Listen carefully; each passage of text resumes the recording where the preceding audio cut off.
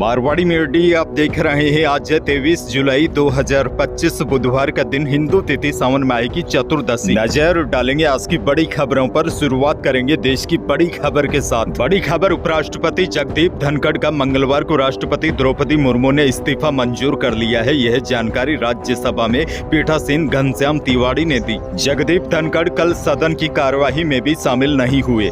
इससे पहले खबर आई थी कि जगदीप धनखड़ इस्तीफा वापस नहीं लेंगे, ना ही विदाई समारोह में शामिल होंगे। उधर पीएम मोदी ने कहा है कि मैं उनके अच्छे स्वास्थ्य की कामना करता हूं।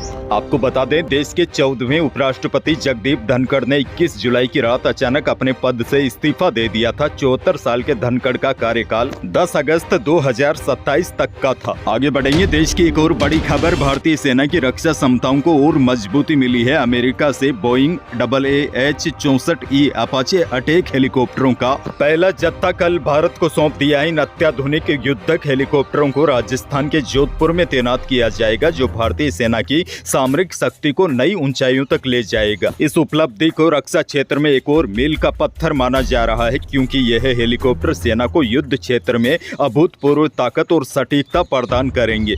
बहरहाल आगे बढ़ जाते हैं। राजस्थान से बड़ी खबर, पूर्व सीएम अशोक गहलोत ने जगदीप धनखड़ के उपराष्ट्रपति पद से इस्तीफे के पीछे असली वजह को लेकर आरएसएस और बीजेपी पर सवाल उठाए हैं। गहलोत ने पूरे मामले को संशय पैदा करने वाला करार देते हुए कहा कि जगदीप धनखड़ संसद के बाहर और अंदर लगातार किसानों से जुड़े मुद्दे लगातार उठा रहे थे। एक बार उन्होंने कृषि मंत्री को भी किसानों के मुद्दे पर खरी खोटी सुनाई थी। मुझे पता नहीं क्यों लग रहा है कि लोकसभा अध्यक्ष और उपराष्ट्रपति दबाव में है। गहलोत ने कहा कि अब असलियत क्या है, यह तो पीएम और गृह मंत्री दो ही लोगों को पता है। खैर आगे बढ़ जाते हैं। बड़ी खबर, मुख्यमंत्री भजनलाल शर्मा मंगलवार को अजमेर जिले के केकड़ी दौरे पर पहुंचे। मुख्यमंत्री ने केकड़ी क्षेत्र को 1000 करोड़ रुपए की विकास योजनाओं की सौगात दी। इस दौरान सीएम ने एक सभा को संबोधित किया। सीएम ने राजस्थान में कांग्रेस की पूर्व की नीतियों की कमियां गिनाई। वहीं सीएम शर्मा ने कहा, सावन के पवित्र महीने में भोलेनाथ की कृपा से राजस्थान के आधे से अधिक बांध भर चुके हैं, जिनमें बिसलपुर बांध भी शामिल है। सीएम बोले, यह बांध जयपुर, अजमेर और टोंक को आगामी 2 वर्षों तक जलपूर्ति करेगा। पाली जिले से बड़ी खबर, आधी रात घर में घुसकर 75 साल की बुजुर्ग महिला के गले में कंठी, कान का गहना बदमाश लूट कर ले गए। इस दौरान महिला 5 बदमाशों से भिड़ गई। बुजुर्ग महिला चोरों के सामने इतनी आसानी से हार नहीं मानी। हालांकि महिला को चोरों ने चारपाई के नीचे पटक दिया। महिला जोर से चिल्लाई, तभी आसपास के लोग इकट्ठा हुए। तब तक चोर गहने लेकर फरार हो गए। वहीं इस मामले को लेकर सीओ सोजत सिटी जेठू सिंह ने बताया, लुटेरों की तलाश में 2 टीमें जुटी है। आरोपी लोकल ही लग रहे हैं। अब सीसीटीवी फुटेज के आधार पर आरोपियों की तलाश की जा रही है। पुलिस का कहना है कि मामला सुनियोजित लूट का लग रहा है। घटना को लेकर समाज में भी गुस्सा है। पुलिस ने 5 दिन में आरोपियों को गिरफ्तार करने का आश्वासन दिया है। आगे बढ़ेंगे, एक और बड़ी खबर, केंद्रीय माध्यमिक शिक्षा बोर्ड ने स्कूलों में बच्चों की सुरक्षा को लेकर आदेश जारी किए गए हैं। स्कूलों में शौचालय व वॉशरूम को छोड़कर सभी जगह हाई रेजोल्यूशन सीसीटीवी कैमरे लगाने होंगे। इनमें कम से कम 15 दिनों का बैकअप सुरक्षित रखना होगा, जिसका आवश्यकता पड़ने पर उपयोग किया जा सके। राजधानी जयपुर से बड़ी खबर, जयपुर में दिन दहाड़े एक बाइक सवार बदमाश ने स्कूटी से जाती महिला के गले से सोने की चेन और पेंडल तोड़ दिया। घटना थाने से महज 50 मीटर की दूरी पर हुई। महिला बोली, मैं चिल्लाई। वहीं पास में पुलिस वाले भी थे, चेतक भी थी, लेकिन पुलिस कर्मियों ने ध्यान नहीं दिया। पुलिस अभी तक खाली हाथ है। महिला स्कूटी चला रही थी। इसी दौरान पीछे से आए 2 बदमाशों ने झपट्टा मारकर गले से सोने की चेन लेकर फरार हो गए। आगे बढ़ेंगे, एक और बड़ी खबर, खेरतल तिजारा में पत्नी को वश में करने के लिए युवक ने 6 साल के भतीजे की बलि दे दी। हत्यारे ने मासूम के शरीर से खून भी निकाला। शव को घर के पास चारे में छुपा दिया। मामला मुंडावर के सराय कल्ला गांव का है। पुलिस ने हत्यारे चाचा और तांत्रिक को गिरफ्तार कर लिया है। पूछताछ में सामने आया है, आरोपी मनोज की पत्नी उसकी नशे की आदत से परेशान होकर पीहर चली गई थी। इसी दौरान वह तांत्रिक सुनील के संपर्क में आया। सुनील ने ही मनोज से पत्नी को वश में करने के लिए बच्चे की बलि देने की बात कही थी। एक और बहुत बड़ी खबर, प्रदेश में इसी साल के आखिरी तक दिसंबर में पंचायती राज और शहरी निकायों के चुनाव एक साथ कराए जा सकते हैं। बड़ी जानकारी यह है, पंचायती राज संस्थाओं के पुनर्गठन पर बनी कैबिनेट सब कमेटी जल्द ही सरकार को पुनर्गठन पर रिपोर्ट सौंपने की तैयारी में है। पंचायत पुनर्गठन पर बनी कैबिनेट सब कमेटी के मेंबर सामाजिक न्याय और अधिकारिता मंत्री अविनाश गहलोत ने कहा कि आने वाले 15 से 20 दिनों में रिपोर्ट तैयार कर सीएम को सौंप दी जाएगी। मुख्यमंत्री स्तर पर पंचायती राज संस्थाओं और जिला परिषदों के पुनर्गठन को लेकर अंतिम निर्णय लिया जाएगा।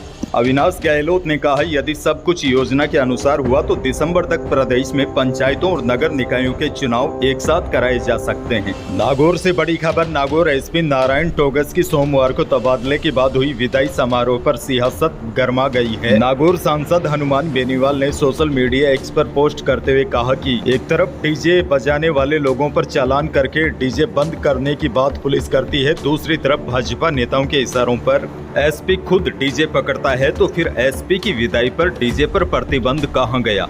खैर, आगे बढ़ जाते हैं। आपके लिए एक और बड़ी और काम की खबर। राजस्थान पुलिस की साइबर क्राइम शाखा ने आमजन को नई तरह की यूपीआई आधारित धोखाधड़ी को लेकर आगाह किया है। इस धोखाधड़ी में अपराधी आपके खाते में छोटी राशि भेजकर आपको फंसाते हैं और फर्जी लिंक के जरिए आपके मोबाइल का नियंत्रण हासिल कर लेते हैं। दरअसल होता क्या है, साइबर अपराधी एक संदिग्ध नंबर से यूपीआई खाते में बहुत कम राशि भेजते हैं, जैसे 1 रुपए से लेकर 10 रुपए। इसके तुरंत बाद आपको नीचे एक SMS प्राप्त होता है जिसमें बताया जाता है कि आपके यूपीआई खाते में धनराशि जमा हो गई है।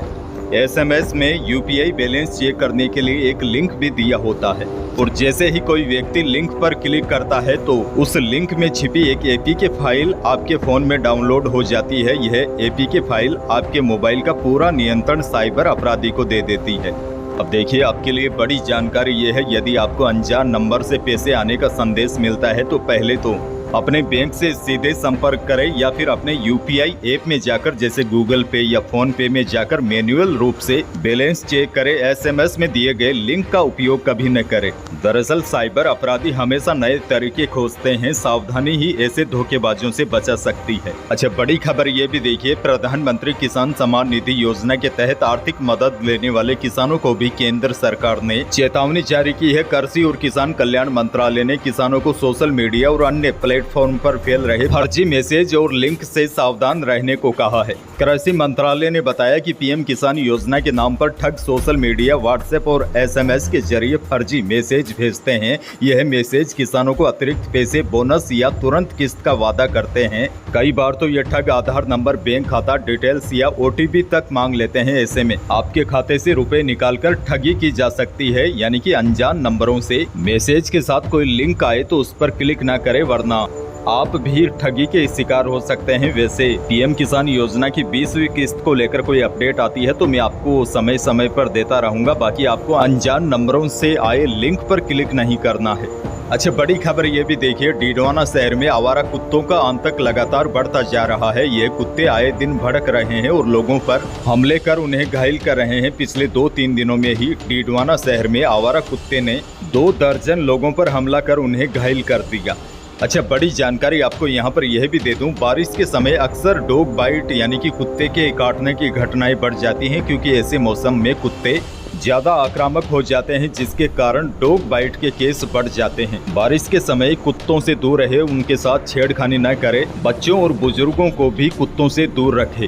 आगे बढ़ना होगा। एक और बड़ी खबर, लगातार तेजी पर सवार शुद्ध सोना 600 रुपए की छलांग लगाकर 1,02,000 रुपए तक पहुंच गया। मंगलवार को जेवराती सोना भी 600 रुपए बढ़कर 95,000 रुपए प्रति 10 ग्राम रहा और चांदी भी 1,200 रुपए की छलांग लगाकर 1,17,000 रुपए प्रति किलो पहुंच गई। वैसे कल चांदी के भाव बोलने में थोड़ी सी मिस्टेक हो गई, तो उसके लिए आपसे माफी। अच्छा, देखिए, मौसम को लेकर भी बड़ी जानकारी आ गई है। कल भरतपुर, अलवर, सवाई माधोपुर, करौली समेत कई जिलों में मंगलवार को 2 इंच तक पानी बरसा। इसके अलावा जयपुर, श्रीगंगानगर, हनुमानगढ़, सिक्कर के भी कई इलाकों में बारिश हुई। सवाई माधोपुर, सपोटरा, करौली और हड़ौती सपोटरा मार्ग पूरी तरीके से बंद हो गया। भूरी पहाड़ी के पास बह रही बनास नदी की पुलिया तेज बहाव के चलते टूट गई। अजमेर के अराई क्षेत्र में 2 बच्चों की पौंड में डूबने से मौत हो गई। वहीं बालोतरा के डंडोले गांव के पास लूणी नदी में मंगलवार सुबह तेज बहाव के बीच एक मिनी बस फंस गई। खैर, देखिए, अब मौसम को लेकर बड़ी जानकारी ये है। आज बुधवार को प्रदेश के 6 जिलों में हल्की से मध्यम और कहीं कहीं पर तेज बारिश का येलो अलर्ट है। 24 और 25 जुलाई को राज्य के अधिकांश भागों में मौसम लगभग साफ रह सकता है, लेकिन 27 जुलाई से राजस्थान में एक बार फिर भारी बारिश का दौर शुरू होने की संभावना जताई गई है। तो यही थी प्रदेश और देश की आज की बड़ी और महत्वपूर्ण खबरें। वीडियो को लाइक करना बिल्कुल न भूलिए और चैनल पर नए हैं तो सब्सक्राइब जरूर कीजिए, ताकि आप अपडेट रहे बड़ी और काम की खबरों से। धन्यवाद।